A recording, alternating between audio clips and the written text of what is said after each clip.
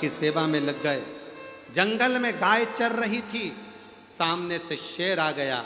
राजा दिलीप का ध्यान नहीं गया, गाय रंभाने लगी। राजा दिलीप ने शेर को देखा, घबरा गया। गाय अगर खा गई, इस शेर खा गया गाय को, तो मेरे गुरु क्या कहेंगे। हाथ जोड़कर शेर के सामने राजा दिलीप खड़ा हो गया। ए बागदेव, शेर, जंगल के राजा, तुम मुझे खा जाओ पर इस गौ माता को छोड़ दो। गाय को पीछे करा, दिलीप आगे हो गया। शेर में से विधाता प्रकट हो गया। उसने कहा, रे दिलीप, मैं तो तेरी परीक्षा ले रहा था, ये गाय के कहने पर मैंने तेरी परीक्षा ली थी। अब तू चिंता मत कर, नंदनी तुझे वर देगी।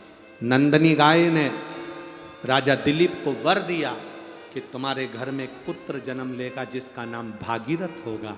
वो भागीरथ गंगा जी को लेकर आएगा और 60,000 काकाओं का उद्धार कर जाएगा।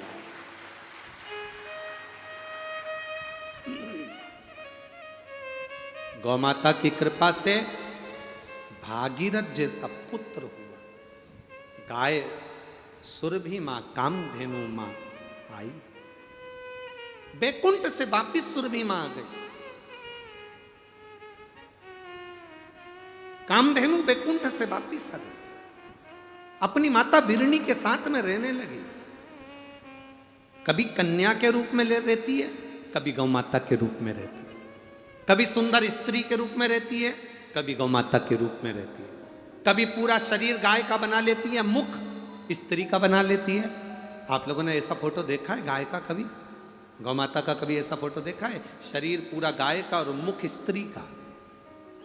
कभी पूरा शरीर गौ का बना लेती है और मुख स्त्री का बना लेती है। ऐसा सुंदर रूप धरकर सुरभि कामधेनु भ्रमण करती है। भ्रमण कर समय आया, घूमते घूमते एक दिन जब कामधेनु सुरभि जब बड़ी हो गई, और कामधेनु सुरभि जब बड़ी होती है, कामधेनु सुरभि जब बड़ी हुई, तब अपनी माता से आज्ञा पाकर अपनी बहनों के साथ में भ्रमण करने के लिए मृत्यु लोक में घूमने के लिए चली। घूमने के लिए चली।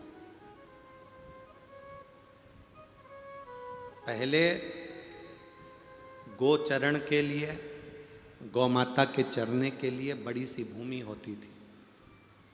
गोचरण के गौ माता को चरने के लिए बड़ी सी भूमि सरकार के द्वारा छूटी जाती थी। आज के जमाने में भी वो जमीन गौ माता के चरने के लिए गौचरण भूमि पहले छोड़ी जाती थी। बड़े बड़े सेठ, साहूकार, बड़े बड़े लोग जिनके भगवान ने खूब भंडार भर के रखे हैं, वो गौ माता को चरने के लिए जमीन देते थे कि इसमें गाय चरेगी। पर धीरे धीरे जमीन की कीमत बढ़ती गई, बढ़ती गई, बढ़ती गई, तो जो सरकार गाय के चरने के लिए जमीन छोड़ती थी, उस पे भी लोग कब्जा कर लेते हैं और अपना घर बनाकर बैठ जाते हैं। गाय के हिस्से को भी लोग अपना हिस्सा मानकर खा जाते हैं। गौ माता के हिस्से को भी खा।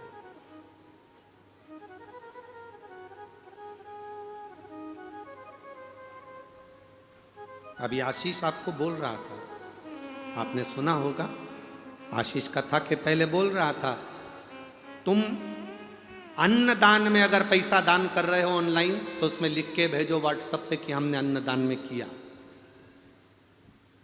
तुम मंदिर निर्माण में दान कर रहे हो तो मंदिर निर्माण का लिखकर भेजो कि मंदिर निर्माण में दिया। तुम गाय के कन्यादान में अगर दान कर रहे हो कि आज एकादशी है, गौ माता का विवाह हो रहा है, तो उसके दान में, कन्यादान में देना है, तो वो लिखकर भेजो कि कन्यादान में दिया। कम से कम तुमने जो कन्यादान में दिया, हम उसको उठाकर जो नई गौशाला का निर्माण हो रहा है, उस गौशाला में तुम्हारी तरफ से लगा दें, जिससे लगे कि कन्यादान आया था तो यहाँ लगा। गौ माता के चारे के लिए दिया है तो चारा लिखकर भेजो कि हमने चारे के दिया, जिससे चारा खा सके।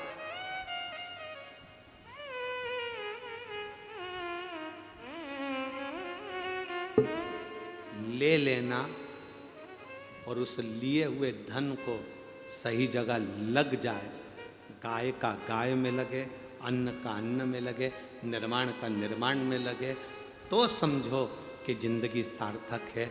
मालूम पड़े ले लो और बाद में फिर भोगना पड़े तो जिंदगी नरक जैसी निकलती हो, जिंदगी सार्थक नहीं होती। बहुत सोचना पड़ता है, समझना पड़ता है, कोई सहजता नहीं है हमारा। सुरभि गाय कामधेनु भ्रमण करने निकली, अपनी बहनों के साथ जा रही थी। कश्यप ऋषि स्नान कर कर संध्या करने के लिए बैठे थे और सुरभि कामधेनु निकल कर जा रही थी। आज गाय के रूप में सुरभि कामधेनु जा रही थी और इतना उसने क्या देखा सुरभि कामधेनु ने कि कश्यप ऋषि बैठकर संध्या कर रहे हैं, आराधना कर रहे हैं, प्रभु की भक्ति कर रहे हैं, आराधना कर रहे हैं। अब भक्ति का फल खाली जाता है क्या? आप लोग यहां बैठकर श्री शिवाय नमस्तुभ्यम बोलते हो, इतने लाखों लोग एक साथ भगवान शंकर का नाम लेते हो तो वो खाली जाता है क्या? नहीं। 3 महीने के अंदर मेरा बाबा तुम्हारी झोली भरता जरूर है,